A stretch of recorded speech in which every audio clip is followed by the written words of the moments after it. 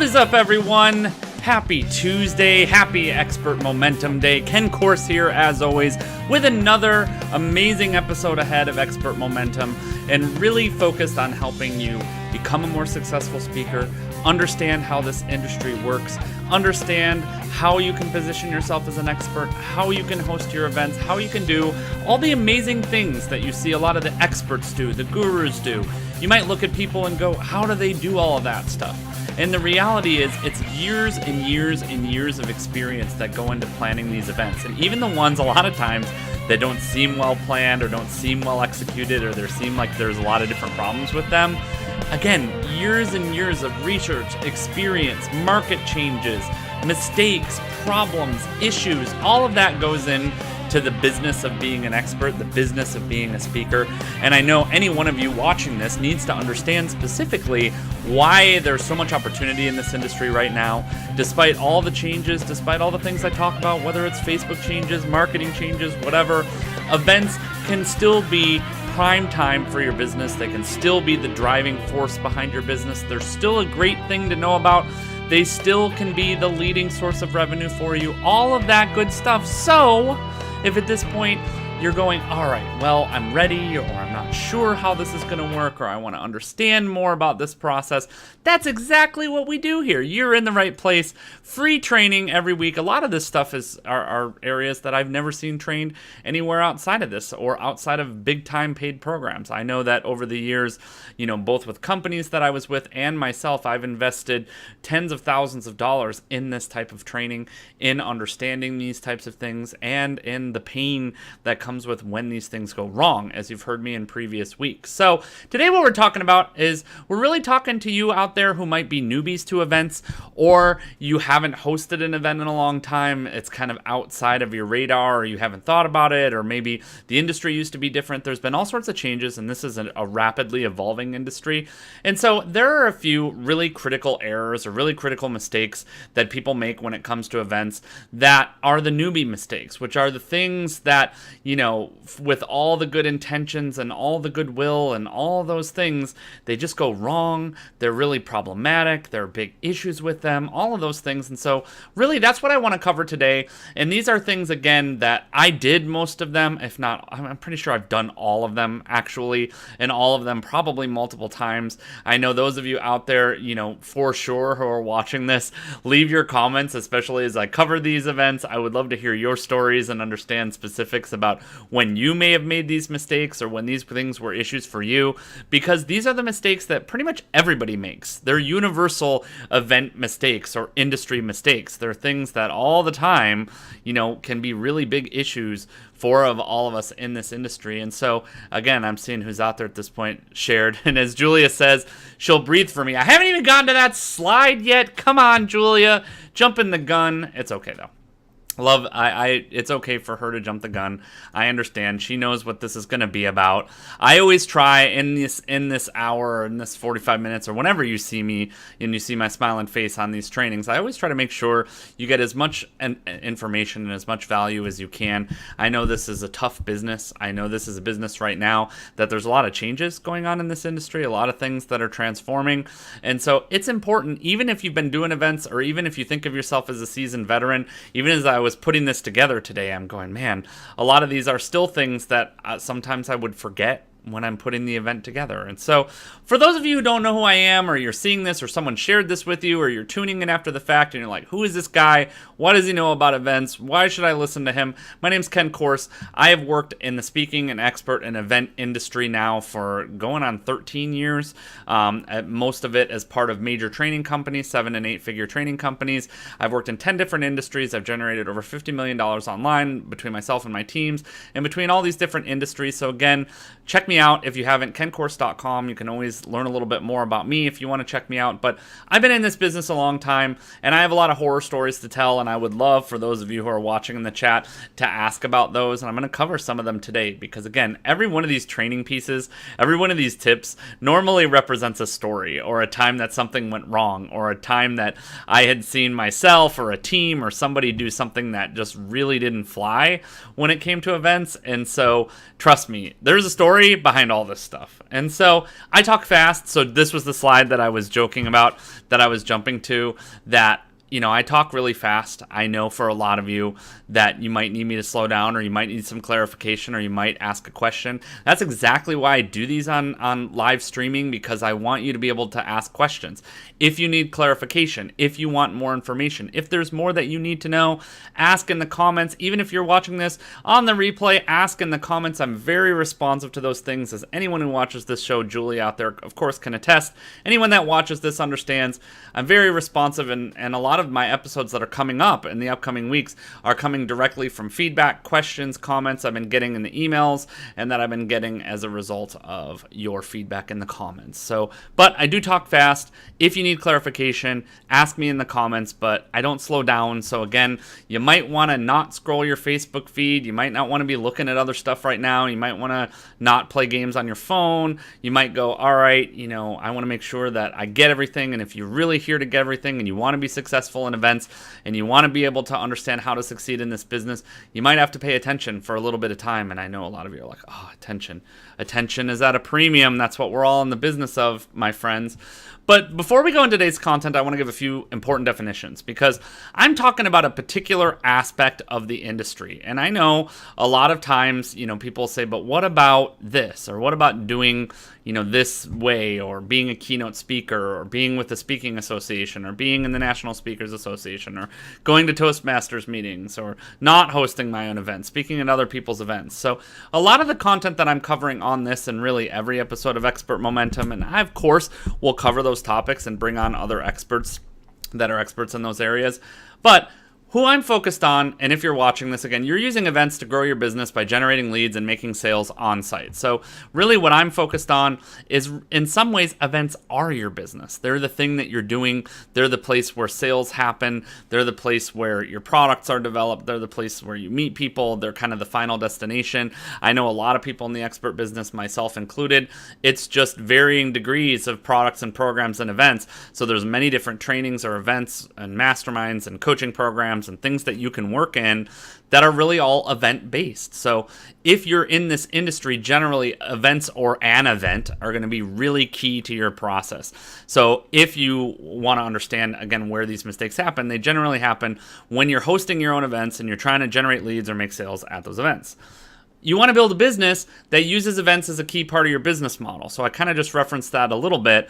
But for most of you out there, if you're going into this expert business or you want to become a known speaker, events are going to be a pivotal and key part of your business model. So you have to make sure that you realize that coming in, and you understand where it fits into your overall business model, or if you have different levels of events. And I'm going to speak to that because that's it's a hint coming up for one of the mistakes. And you're focused on creating reputation in a specific industry or niche, which means that you want to be known for a specific thing. Generally, you don't want to be a speaker that's known for like 10 different things, or an event company that's known for 10 different things. It's confusing in the marketplace. People don't know what you do, or they can't figure you out. They don't know where to find you. But really, when I'm talking about these mistakes, and again, it doesn't matter whether these are in-person events or online events, a lot of times, these same things show up and there's lots of confusion, in that. But really, this is the model that I'm focused on, which means events are a key part of what you do. Events are a part of your overall business, and you want them to stay there. And then you're focused on creating reputation in that specific industry. So you want to be known for a thing. You want to be known as, like I am. I'm an expert accelerator. I help people that want to become speakers and experts become known for what they do, known for their mouth, known for their content, known for what they do. And so, where do you want to be? And that's really important as we go into this conversation. And golden tip, this is really important before I give you any tips on anything ever. Even when you're experienced in this stuff, it does not matter how long you have been in events. It does not matter how long you've been doing this. It doesn't matter what you think you know. If you haven't done an event in the last few years, the industry is constantly changing.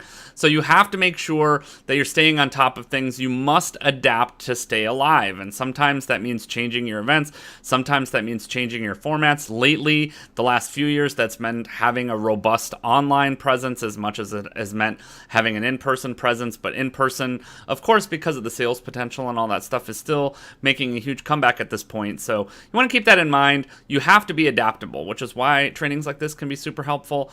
And, they're helpful for me too, as I hear your comments and your feedback and your questions, because I have to adapt just as much as anybody else. And, a lot of the way that I adapt is on trainings and events just like this. This is an event in its own right on Facebook Live, and it's staged as an event, as we'll talk about today. So let's go into our mistakes, and this is our first one. And again, if you have questions, comments, please leave them in the chat box wherever you're seeing this. Doesn't matter where it is. But here is what I would actually rank this as the biggest newbie mistake. I'm not saying turn the video off at the end of this, but this is pretty much the most common one that I see people have. And that newbie mistake, and I'm going to really break this down, is you're trying to teach too much or you're trying to do too much during your event. And this, as I said, is pretty much the most common mistake for newbies, especially when it comes to developing your webinars or your online trainings, but even more so in your in-person events. And so how does this mistake show up? And I'm going to go through this format with each one of these mistakes. So this is the big thing that I see. Just your event agenda is packed to the brim. And a lot of times what you're talking about or the topic area that you're interested in, because you're an expert or because the people you know are an experts, it's oftentimes running way too long for how interested your participants are. So if your participants aren't all that interested in this topic and you're hosting like an 8-hour summit on something or a 3-day event on something they're not interested in, and it's just packed to the brim with content and speakers and experts and training and all those things, a lot of times that can be a grave error in getting people to come and getting people to make the commitment. So you've got to gauge that, and you have to understand, all right, how does your agenda look? How are these things organized? And if it feels packed, it probably is. And in fact, if you're new to this and you're putting event agendas together, I'll give you some more tips in a second, but generally you want to put together your initial idea and then start cutting right away. You typically don't want to be adding unless there is great reason to do so, like you get a great partner or you get a great sponsor. But most of the time, most people, even experienced veterans, are trying to pack their agendas with as much as they can. This is another kind of side effect of that, is when your agenda is super packed or you're trying to do too much in your event, there's no opportunity for your attendees to apply their learning. They don't meet anyone. They don't get to network. They don't get to do anything. A speaker I worked with for many years used to call that the park and bark, that people would park you in a chair and bark at you for 3 days or bark at you for 90 minutes or whatever. And a lot of times people just can't learn that way. If you look at adult learning theory or you look at any type of educational theory or, you go to any type of speaking event, a lot of times you realize that time for experiential learning or for exercises or examples or to network or to meet the participants is really some of the most critical times, especially if you're in an event where you're trying to sell something or you're trying to capture a new community for what you're doing. That's really critical because a lot of times the audience or the people will sell each other. And I'll talk a little bit more about that as this goes on. But again, a lot of times your participants or your attendees will do the work for you if you give them the time to breathe, if that time exists in the agenda and the presentation and all that you're trying to do. But I almost guarantee, and this is true of almost every speaker, even experienced ones I looked at, you're probably trying to do too much when you're coming into your first event. PowerPoints that stretch into hundreds and hundreds of slides. This is a problem that I even have too, because I love to educate. I love to teach. Teaching, is kind of in my genetics, and it's something that I really care about, is making sure people get value. But when you've got an event PowerPoint that's just hundreds and hundreds of slides, especially if you're only doing like a 60-minute webinar, 60-minute training, or even worse, if you're doing like a 10-minute training or a 30-minute speaking engagement somewhere, and you just have hundreds and hundreds of slides, that's a huge, huge issue. You want to make sure that that doesn't happen. So again, another tip that I'll give, and we'll talk more about this, is look through that PowerPoint and just ask yourself the question, is this necessary? Or if you want to be like me, I always ask myself the question, who cares? Like, who cares about this? Is this really important? Does this really matter? Is this something that's interesting to the person? Or is it something that I'm putting in there because I'm hoping to do everything in one event? Too many speakers, vendors, partners, etc. This generally comes from a lack of confidence. So you'll see people that say, all right, well, I'm not experienced enough, or I don't have enough content, or I'm new to this, so I'm going to bring in lots and lots of other people. And people will do that all the time, and then you end up with these events that are just packed to the brim with people and with other content or outside agendas or all those things. So that's the opposite way. Instead of having a bunch of content that you're going to teach yourself, you bring in a bunch of other people that have the content or that might be good for the event, but that can end up hurting you too if you have too many personalities involved or too many people involved.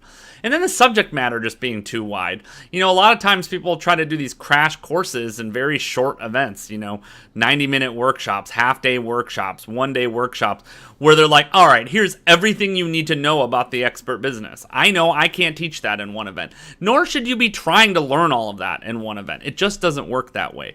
But most of this, as you can see in here, is just everything ends up feeling packed and rushed.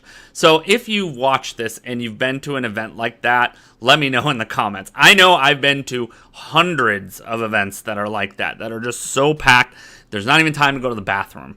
And it's a critical mistake.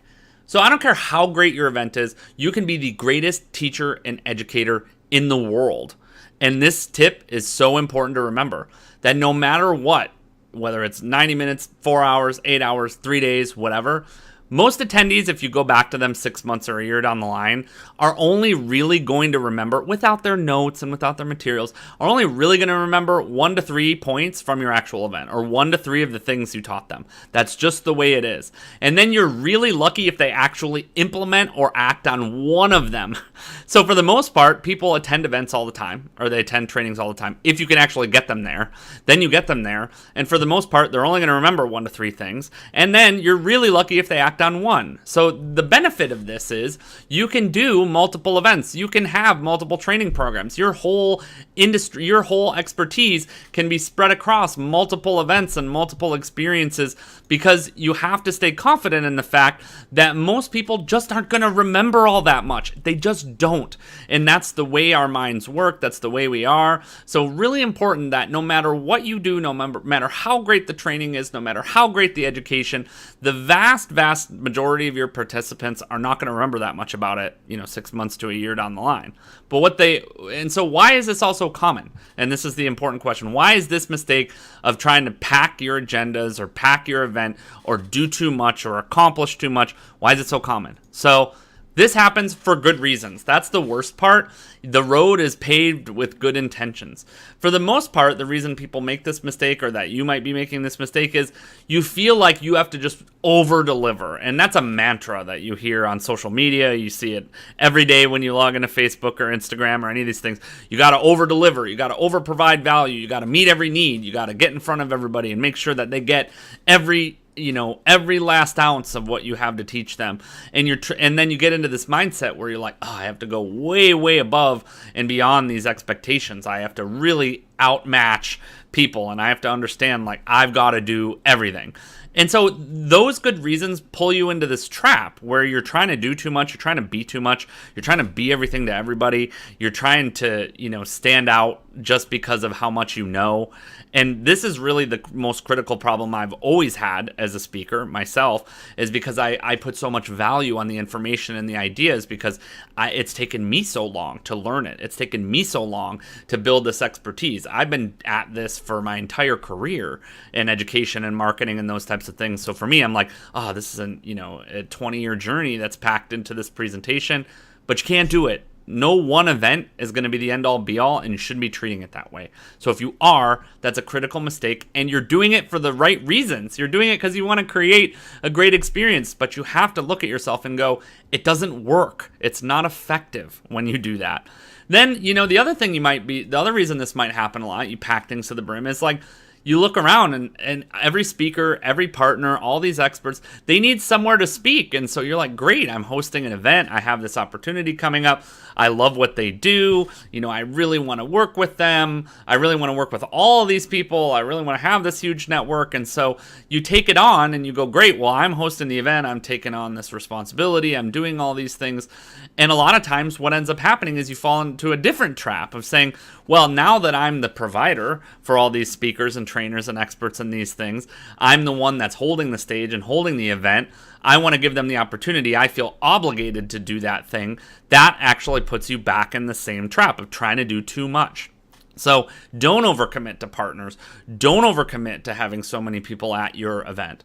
Or you believe that people are coming for the information, not necessarily the relationships. And the fact of the matter is, most people are going to attend an event, or they're going to come to something like this because they want to be connected to you somehow, or someone they know, like, trust, whatever, told them about it. For the most part, the education, they want it, and they'll give you, a lot of times if you ask them why they came, they'll say, oh yeah, I really wanted to learn this specific thing or whatever.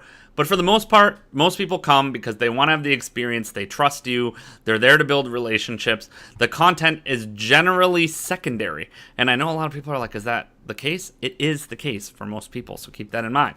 So let's talk about how we prevent this. How do you prevent your events from being absolutely packed to the brim? So give plenty of space. And I talked about this a lot over the last few weeks.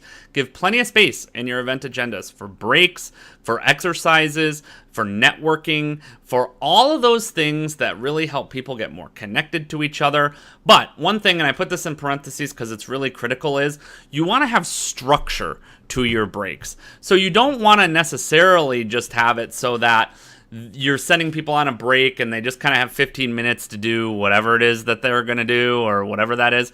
That's a problem. You don't necessarily want to do that. You want to make sure that, okay, at this point, what happens is that you have structure or exercises or things you want them to do on the break. So sure, you tell them, take a break, but during this break, have a conversation about the material or meet someone new or do something different. So don't just do it without structure. Make sure that structure is involved in what you're doing. Hey, Ron, nice to see you out there. But make sure that there's some structure to these things. Don't just let people kind of do whatever they want willy-nilly or any of those things.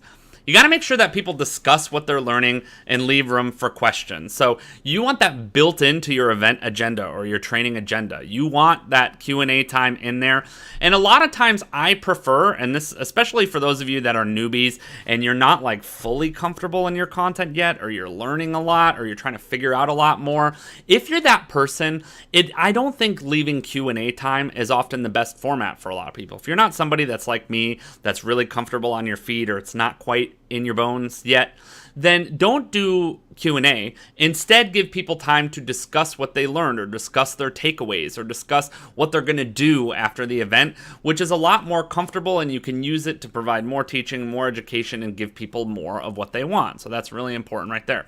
Your PowerPoints. This is a huge one. Cut your PowerPoint in half. And then once you've done that, cut it even more. Like, cut. A lot of times what happens, and I made this mistake, as you'll notice, you go back to Expert Momentum a couple of weeks ago, I made this mistake a couple of weeks ago when I tried to do too much in an hour. I actually realized as I was going through it, I'm like, this is 2 episodes, probably more with all of that. And it was because I didn't do this myself. I didn't cut my PowerPoint in half and then cut it more and go, man, I have to have time.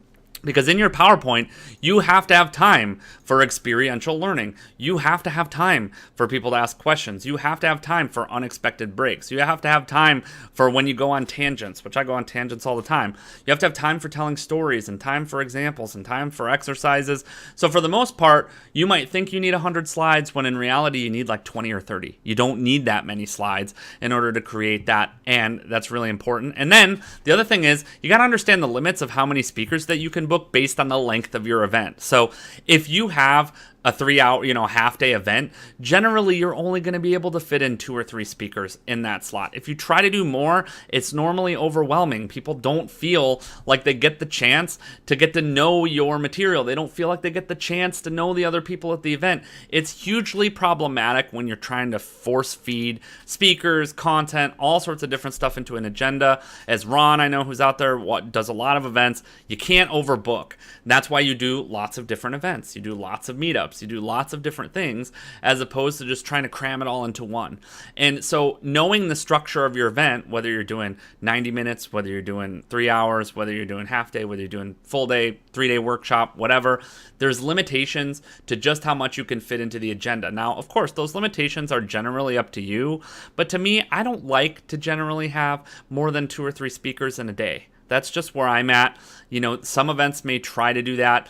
If I have more speakers than that, what I'm normally going to try to do is create either panel discussions, table discussions, or breakout rooms. So if I'm going to have an event with 10 people and all I've got is a day, generally there's going to be an aspect of that event or a time during that event where people are going to have the ability to vote on content that they want to see themselves.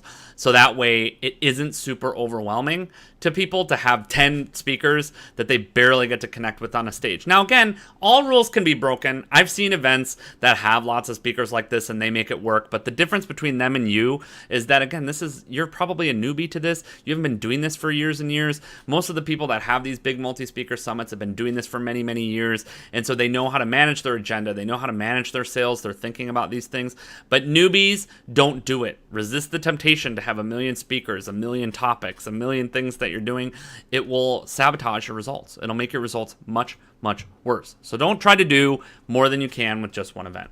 Another big thing that's really important, and most people forget this, attendees are always going to remember a great experience over great information. It does not matter if you have the best training in the world or the worst training in the world.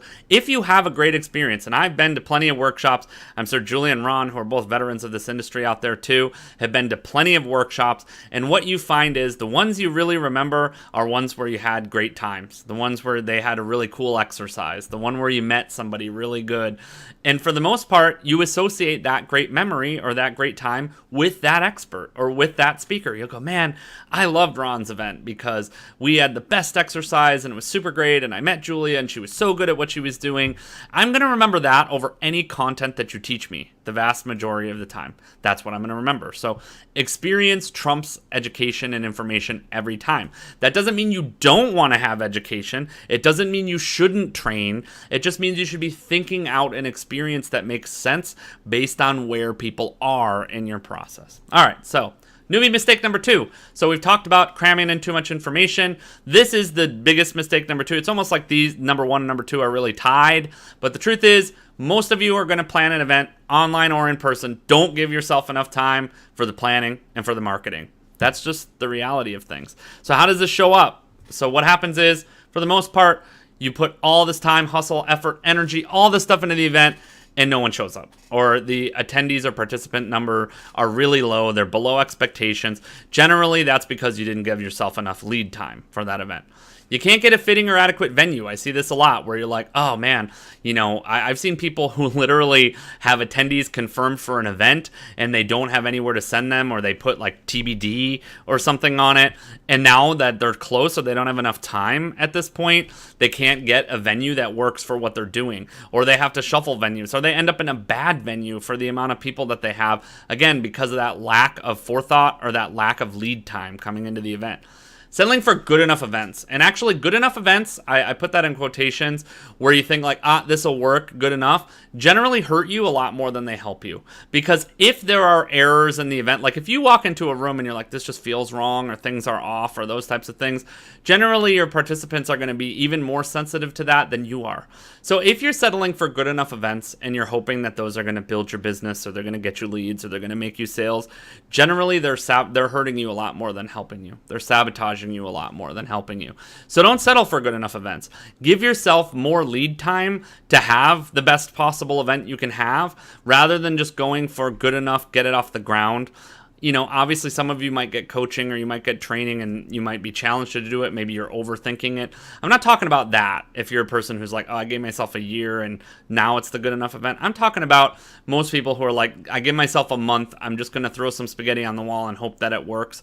You shouldn't be doing that for in-person events. It's generally a recipe for you to lose a lot of money.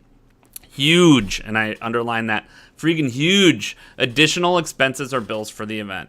This is where you really get tripped up and finding out really, really quickly, like if you haven't given yourself enough lead time and you show up on site and you're missing critical things, you're missing your printing, you don't have your order forms, you don't have your brochures, you don't have your business cards, you don't have a projector, you don't have the sound gear, you don't have the other speakers, like that all results generally in huge expenses. So you either have to pay a lot to venues or support teams or people to make up for those errors, like your printing can be up to 10 times more expensive if you're doing rush as opposed to if you're doing it in advance. advance. And especially if you're doing stuff like banners or any of that, makes it even worse. So those huge expenses that make your event turn into a massive loss as opposed to a massive gain happen because there isn't enough lead time. So you have to be really,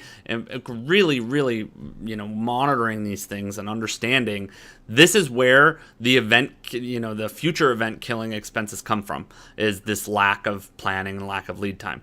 Inability to get on-site team or support. This is another killer of, if you need an MC, you need volunteers, you need door staff, you need whatever you need for this event. A lot of times, if there's not enough lead time, people can't plan. So there is a happy medium that I'll tell you about of being too far out. Now, too far out for event planning is a good thing, and I'll explain why in a minute when you're talking to venues and you're talking to that. But for your volunteers or your staff or your MCs, generally that time doesn't have to be quite as long. You want to give plenty of advance notice. You want to give them more than a week or than a day, which is what most people will give. They'll call you like the day before the event. Ken, can you come MC this? Like, I'm getting messages today asking somebody if I could help them host a webinar, like today. And I'm like, sorry, I have a radio show. They asked me for 3 o'clock.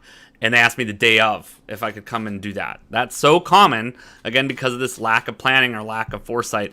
And if you don't have the on-site team or support that you need, that's a really big problem at this point. You've got to understand, you've got to give other people time to fit this into their lives. And then just the execution of the event's poor. And whenever that happens, it's costing you money. It's costing you reputation. It's costing you leads. It's costing you people coming back into what you're doing. So not giving yourself the proper lead time for an event is really making you look bad, and making you look bad in this business where, again, I said positioning is everything. Understanding your reputation is everything in this. It's really, really important to do the best you can whenever you're going to do one of these things. And as Julia says, I see your comment right now. For you, the best experience is time for networking, meeting new people, making new friends. That's 99% of the reason most people go to events. Not to learn stuff. Like, I'm curious about events. I want to learn stuff. I want to learn new things. But most of us are going to events to find new connections, make friends, build relationships, generate leads, make sales. Like, that's why we do it. Most of us who are speakers and experts in our own right can go to an event and make money at other people's events as attendees as much as we can during our own. So really critical and important to keep in mind. But this lack of foresight really shows up. So why? So another golden tip about this, most venues these days, and this is a big change in the industry, are booking out a minimum of 90 days in advance. And if you're going with hotels or travel-centric events like at LAX or, the major event hubs, Florida, wherever you are, some of those venues are now requiring more than a year of lead time. So you have to keep that in mind, depending on where you want to host your event, how you're hosting your event. That lead time is at a premium. And right now, it is a seller's market for venues. Like, venues are doing really, really well right now, as opposed to kind of giving these event spaces away for almost nothing. So you've got to think about that when you're thinking about the space where you're hosting your event. Now, obviously, the benefit of doing these things in the online spaces, there's generally very little cost. You can turn on your Facebook Live, you can do interviews, there's free tools to do almost all of this stuff to get it done. So obviously, if the online venue helps you reduce those expenses, and as I said, I'll talk more about online as we go through this today. Here's another thing that goes into this lack of lead time, lack of foresight. You can't count on one marketing method to fill your whole event. And I mentioned on previous training, I believe it was week 2 or 3, where I was talking about filling a preview event, that really there's only 3 places that leads come from. You either pay for them, you partner with other people, or you promote. So those are really the only 3 places that you can get new leads, like doing promotions, partnering, or paying for them. Most people, especially in the event space, are counting on one method or one thing to carry them all the way. And the worst one to rely on is partners. Now, partners can make or break your business. I've done whole trainings on it here on Expert Momentum. Partners are phenomenal. You need them. You want joint ventures. A few great partnerships can build your business for the long term. However, when it comes to events, and I'm sure anyone out there who has experience, and feel free to speak up, Julia, Ron, whoever's watching this, if you have experience in events, what you're probably going to realize very quickly is if you're relying on, a person or a partner to fill an event for you, chances are you're in trouble. Like, unless you really know beyond a shadow of a doubt, like, this is a top level performer, you've seen them do it, you're aware of what they can do, you cannot count on one method, one partner, one ad, one thing you're doing to put people in your event. Just don't do it. It's a huge mistake. And the biggest reason that ends up happening is the lack of lead time. That's why this is in this section, because if you have a lack of lead time, you've only got so much time to figure out all the event planning stuff, to do your event set that I talked about the last 2 weeks. You've only got so much time, and chances are that issue is, if you're counting on one thing, you're not going to get the results you want, or you're really taking a huge risk with, how expensive events can be. So why is this so common? Why is it such a mistake that people have such a lack of lead time? And I see I have a comment, so I'm making sure. Yeah, Julia says you have to use everything in your toolbox to get the word out. Absolutely true. So why do so few people give themselves adequate lead time going into their events, or why do so many people make this mistake? The reality is that most people overestimate the market interest, or they overestimate the interest in their topic. They think, oh, this is the hot topic, I can just immediately get people to show up. And most of the time, even the best of us, even people who've been in marketing for years, we overestimate how interested our audience actually is. Our audience is, our registration numbers reflect generally how interested our audience is. And so a lot of times this happens because we overestimate ourselves, we overestimate our interests. I already gave you that tip, lack of diversity in your marketing efforts, because, having a lack of lead time actually kind of reinforces this lack of diversity in marketing efforts. Or you're saying, like, my partner can only promote within this window, so I'm going to host my event here rather than there, on this date rather than that date. It becomes a problem. Big promises. This is the biggest thing I see in events. This is like every person you meet, and I know this is just the real advice. This is the real advice. Every person you meet will tell you they can put 100 people in a room. Like, every person you meet. I will meet somebody at Starbucks today if I go out and stand in line that will tell me they can put 100 people in a room. Most people can't. It's actually really hard to put people in an event room, really hard to get people to show up and to have that process in order. And most people just trust blindly in the promises of their partners without going like, I'm just going to assume my partner's good for, this amount, and then I've got to have some diversity to reach my goal. So if my goal is 50, I might count on my partner to bring 10 or 15, and I'm going to do other things to make up that other 35 or whatever. You can't count on just one thing, and if you're riding on just one partner, just one person to get things done, especially the dreaded I can put 100 people in a room event promise, you're in big trouble. You're not aware of everything that goes into the planning and then setting your event, which are two distinct phases, event planning and event setting. I'm going to mention this here. I've mentioned it in previous weeks. If you don't have the perfect preview organizer or the event organizer, go get it. It's totally free. It's 30 pages of information for you to go through and start planning and focusing on how you're going to set your event, what to say, all those things. ExploreMomentum.com/preview. Go register for it. Get it. It's amazing. I know, Julia, you've seen it. Tell anybody what you thought about it, but it really gets you organized and thinking about how you're going to promote the event, what you're going to say, what your offers are, and it's going to show you just how much content you actually have. So, like, it kind of keeps you from making that mistake of trying to do too much with your event. It's saying, like, what's your goal? What are the simple things you're going to do? How much can you actually fit into an event? And then when you don't have enough lead time, it's just that people don't have enough advance notice. Everybody's got schedules. You have to be sensitive to that. You are generally, no matter how good you are in this industry, you're generally not the most important thing in your attendees' lives. Like, even if they love you, I know some people just aren't going to make it every week at 4.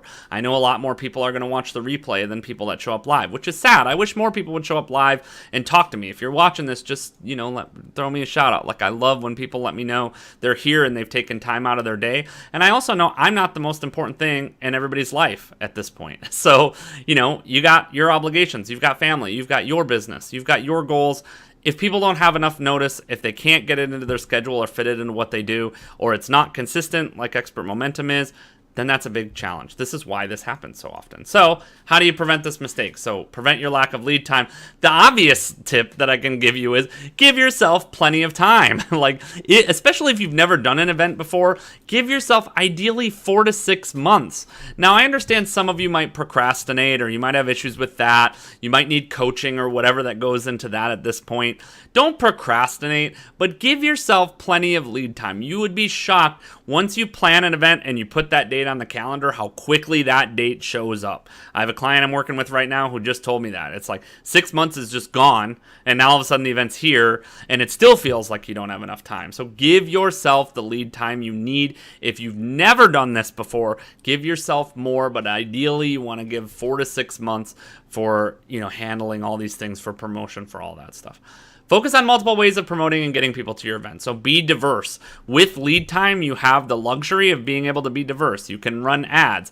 You can get lots of partners. You can figure out, do preview events that are, events that talk about your larger event. There's lots you can do if you give yourself that window to back out from your event date and put in the activities to help make you successful. Whether they're, weekly meetings, plannings, agenda reviews, event walkthroughs, promotional meetings, marketing meetings, whatever it is, do that.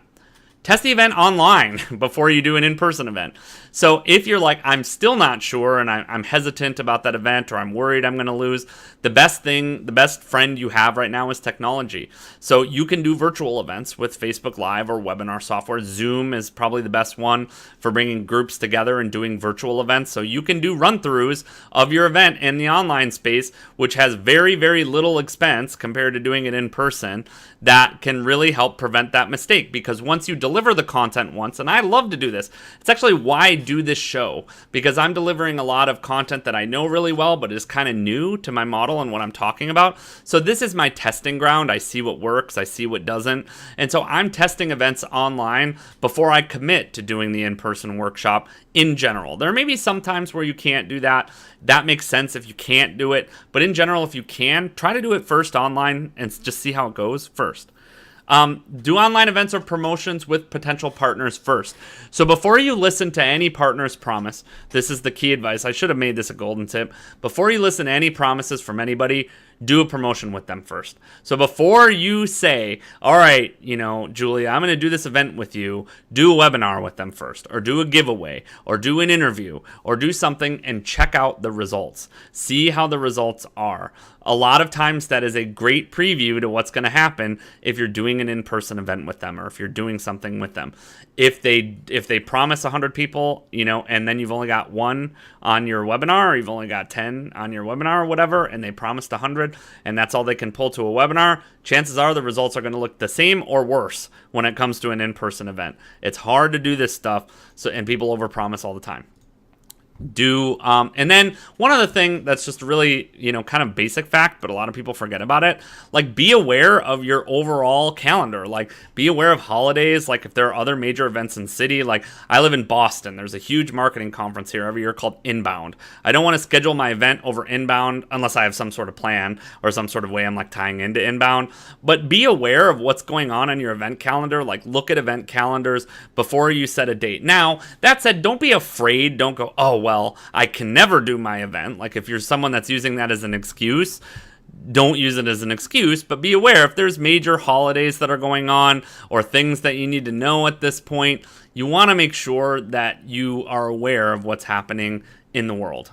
All right, so let's talk about the third big mistake. And this is kind of I just put it this way, but this is just what I see so often. Your offer is just all wrong. Like, there's no nice way of saying that. Your offer is just wrong. Like, your offer has huge cracks in it that are going to make your event less successful than it should be. So let's talk about that. This is how your offer being all wrong shows up in your event. So first of all, the offer doesn't match. So if you're doing an event about, social media, and then you're selling a makeup product or a makeup coaching program, that's like an obvious example. Most people who make this mistake don't realize they're doing that. You have to ask yourself, think of, the customer journey. Think of, from the time they hear about your event to the time that they show up, to when you're going to make them that offer, to what happens after they've taken that offer. A lot of times the offer just doesn't make sense. And I know I've sat through a ton of events where it's like, then they make an offer and I'm like, this just doesn't make sense based off what they taught me or what they were talking about during this event, or it just seems totally unrelated. If your offer doesn't match the content of the event, you have problems. And that happens way too often for newbies. You have to make sure it makes sense. So step 1, step 2, step 3, and it should feel obvious. Your offer should feel like the obvious next thing for attendees at your event to do. So if it's a free thing, it should still feel obvious. Based on this 10-minute presentation you just saw, I'm going to give you a 50-point checklist of something you can do from this. Doesn't matter what it is, but the offer has to match the content of the event. When it doesn't, it's a huge issue. Here's the biggest one for newbies, and I wrote this underlined, but this is the single biggest mistake I noticed. The price is too low. Most people price too low to make their event profitable, not too high. It's very, very rare that I run across people who price too high. Most people price too low, and they don't realize just how much an event is going to cost, just what their expenses are, just what the marketing budget's going to be, just all of that stuff. In general, if you're putting on a high-end event, that event's going to cost anywhere from $30,000 to $100,000 to put on in your overall budget, depending on what you're trying to do. Now, and I'm talking mostly about 2 or 3 day workshops, and there are lots of ways when you get experience to cut back expenses and still have great experiences. But if you're doing an event that even has a budget of $1,000 and the product you're trying to sell at the event is just a book, like a $15 book, and you take on huge venue expenses, you've got problems. You need to have an offer that's going to make your event profitable. And so you have to have a good idea of what your pricing is going to be and whether that makes sense based on what you're spending to do the event. Again, this is why so many people went online, because there's so little expense associated with it. So even if you're selling a $50 product or a $100 product, you could get away with it. In an in-person event, you cannot get away with it. And most of the time, people are selling packages that are way too low in price online. So I know that, a lot of my sales trainer friends out there will be watching this and they'll be like, that is amazing, because most people are priced too low. There are too many offers, and then I put i.e. Pitch Fest. So lots of people in the industry who've been to lots of events call that the Pitch Fest event. When you go and it feels like there's 10 million offers at the event, like every speaker is pitching something different. They're all disassociated. It's all disorganized. Nobody really understands why they're there. People scatter in all sorts of different directions, and it's a bad experience on top of it. So you don't want to have a Pitch Fest. Sure, you can have multiple offers at your event. They just have to make sense. They have to lead into each other. You don't want to have offers that just feel like they're all over the place for the sake of having lots of offers. You don't give yourself enough time for the close of the sale. Like, if the close of the sale feels rushed or tacked on at the end of the event, or people don't have time to discuss it or work with you. Like, I've seen people who like teach an 8-hour event, and then at 7 hours and 55 minutes into the event, they go into their pitch, and then they're just rushing through and tearing through their closing slides and trying to get to that offer and hustling through it. That kills your sales. It kills the experience. It kills people taking an action. You have to give yourself time for that. And then you don't have a follow-up process, which I know a lot of people think, like, is that happening on site at the event? It absolutely is. You need to have time for people to have conversations. You need to have time for people to ask questions. You need to have time for people to fill out order forms, for you to run orders, for you to do all those things, for you to collect leads, whatever it is. You want to have that at the event, so understand, like, what are you going to do, which we talked about a ton in the last 2 weeks when we talked about event set. But you also want to have that follow-up process, following the event. So you've got to make sure that that follow-up process makes sense and it fits, the offer, and it fits and it makes sense, just based on what you taught. So this is how it shows up in this case. So why is this one so common? This is common, and I pretty much could have just made this one slide, because really that's the biggest reason. Fear. The biggest reason most people price too low is they're afraid. They don't think that they're worth it. They don't think that their offer is worth it. They haven't tested things. They don't understand. Fear is really the reason most of us are too afraid to charge what we're worth. We're too afraid to charge what we're worth. And especially when it comes to an event, that's a killer. Because so many people I know will host one event and never host another event again, or they'll host a few events and their packages are too low, or their offers don't make sense, or those issues happen. And then they've validated that fear. They've gone, oh, well, events don't work for me. I can't do them. Or, it's just magic that people who are really successful at this are successful. And 99% of the time, that's fear. It's fear of saying, I'm actually worth what this offer is. I can actually sell a $2,000 offer, or a $5,000 offer, or a $10,000 offer. Fear is the biggest reason that this happens. Fear is also the reason why a lot of the disorganization stuff happens, but this is really why people back off the offer. So what can help you overcome that fear is testing your offer. So again, those virtual events, webinars, summits, just directly calling people and trying to sell your package and do stuff like that. Test the offer, what you need to do. It's really, really important for you to do that.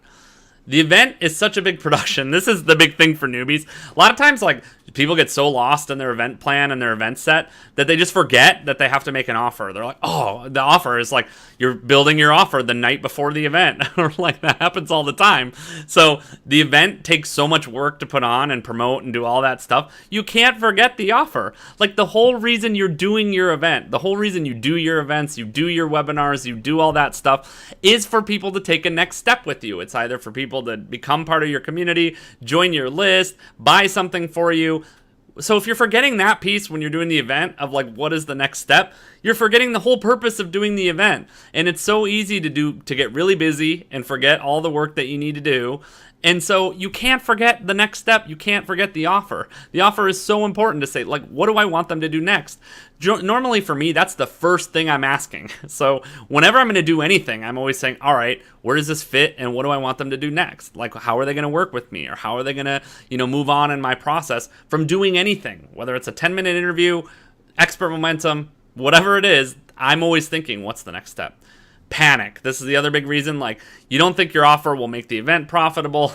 And this I see all the time too. So you start patching things in. So you bring on vendors, sponsors, other ways to make money. You start going, oh, well, I'm not going to make enough money from my sales. I'm not going to make enough money from my package or whatever. So I've got to tack on all this extra stuff to make the event break even or to make the event profitable. So I just saw a good friend of mine posting an event where he had 5 different speakers. And I feel that a lot of that happened because of the fact that there wasn't a degree of confidence in that offer. There wasn't a degree of confidence in the sale. So we're just going to tack on, spend sponsors and vendors and all these other sources of revenue, which can make you revenue, but that's how an event turns into a pitch fest.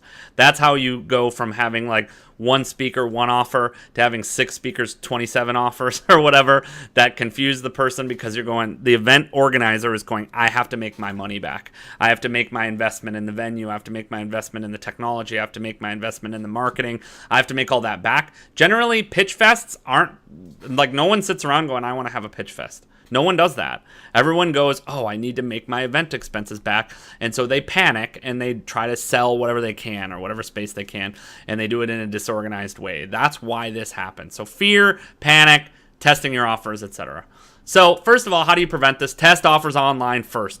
Do webinars, do shows like this, use Facebook Live, use webinar stuff.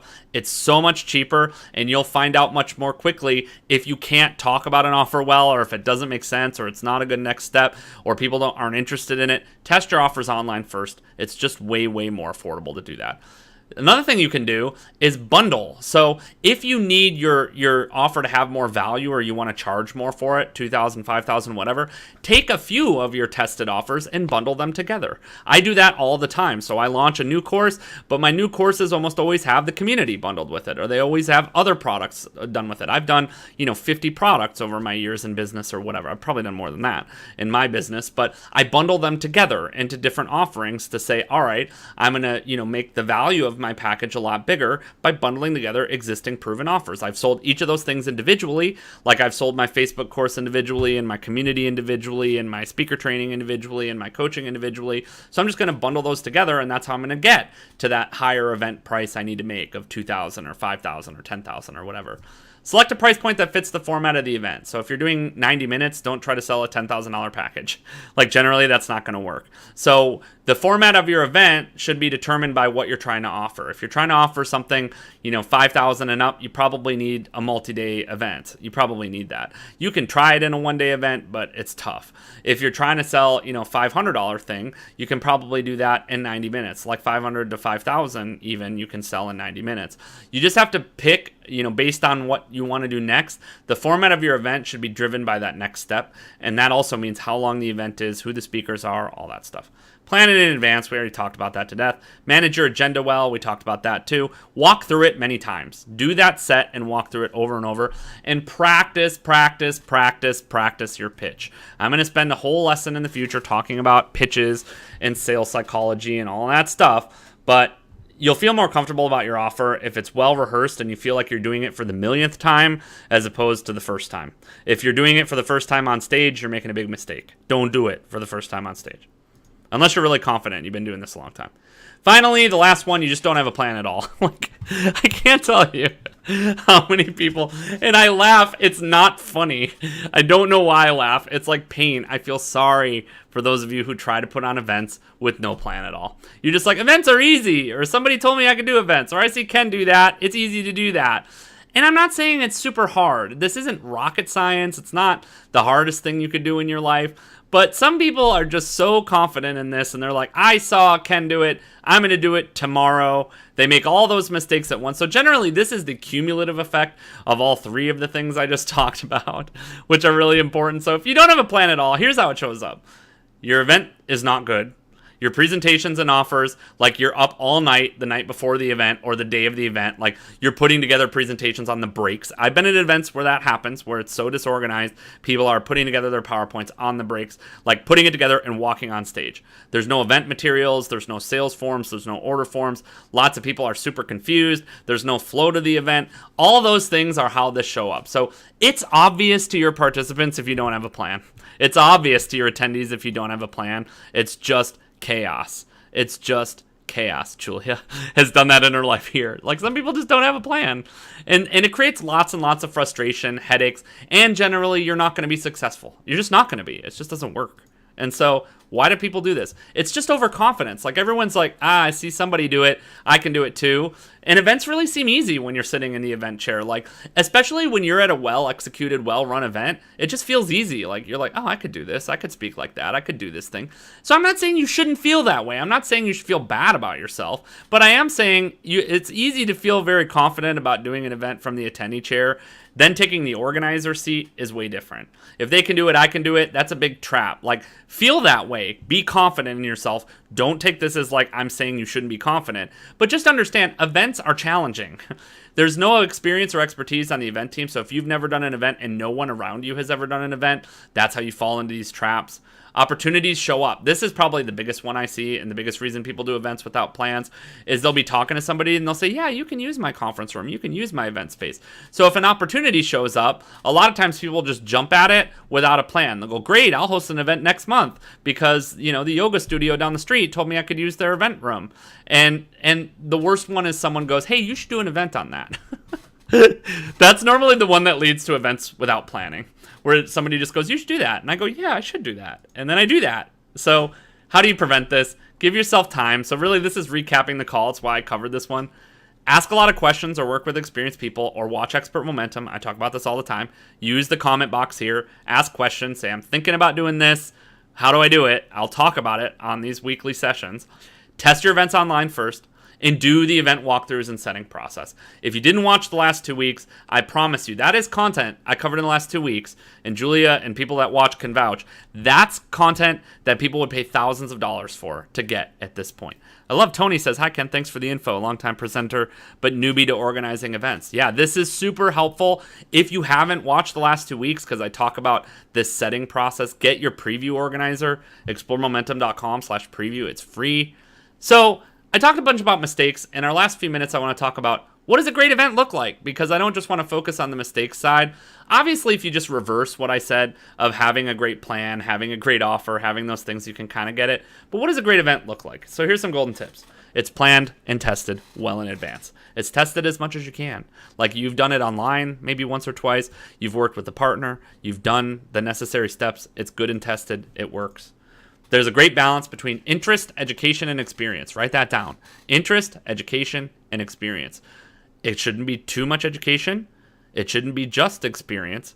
And it should be interesting. It has to be all three of those things if you're going to be successful. That's the only way to be successful. So it has to be something that creates interest in your audience. You have to teach them something, and you have to give them a great experience. You want to have a great blend of those three things. Then there's a very clear and natural next step for attendees to take. There always is. Like here from Expert Momentum, the natural step right now is to get the perfect preview organizer. ExploreMomentum.com/preview. A lot of you watch this and go, okay, I want to do this the right way. I want to plan it out. I need a tool. Well, great. You should have the perfect preview organizer. That's why you go get it. It makes sense based off of what we're talking about here. It basically makes sense after what we've been talking about for the last 8 weeks, but it's a very clear and natural step to go, all right, I don't have the tools for this. I need a tool for this. Great. Here's the tool for this. This is the solution to these things. So let's review. Here's the big mistakes that I talked about. Trying to do too much or teach too much. That's key. Not enough time for the planning or marketing. Give yourself the time. The offer's all wrong, or there's just no plan at all. And no plan at all kind of wraps up all three of those, but it's a distinction in and of itself. When opportunities arise, if you have no plan at all, it's critical error. So here's what you gotta have. Here's what you need. And you get a lot of this again, exploremomentum.com/preview. I will post it in the chat afterwards. Go grab that organizer. It's free. It's 30 pages long. It answers all these things and gives you the plan that you need to do online or in person. So you need a good plan. You need diversity in your marketing. You need a good mix of that interest, education, and experience. And we'll talk about that in future weeks. Your tested offer and your follow-up plan. That's what you got to have. I know that should simplify it and make you go, great. Behind those bullets becomes a lot of work and a lot of thought. So again, exploremomentum.com/preview. Head over there. Grab that organizer. It is fantastic for these purposes. It's why I spent so much time putting it together, kind of breaking down event agendas and looking at it and saying like, all right, how am I going to teach this concept? How am I going to understand, or how am I going to make people understand how to host events and do things like that? But those are critical mistakes.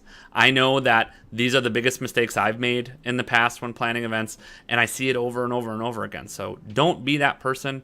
Don't be that guy. Don't be that gal that's struggling through these things. And stick with us here at Expert Momentum. Every Tuesday, we're here live right here on Facebook, or you might be watching the replay on ExploreMomentum.com. If you're watching this on ExploreMomentum.com, the box is right next to you to get that perfect preview organizer. Sign up for it. If not, ExploreMomentum.com/preview. And come back every Tuesday, 4 p.m. Eastern Time. I am here talking about the expert business, the speaker business, all the stuff that goes on in the world of events, which I've been a denizen of for many, many years. I understand how this works out, how this game is played. I've been a part of this for a very long time. So my hope is that you can establish yourself, be successful, make more sales, generate leads, build your expert business. That's what we do here at Your Momentum Now, Expert Momentum, every Tuesday. I will see you next week, my friends. We'll see you soon.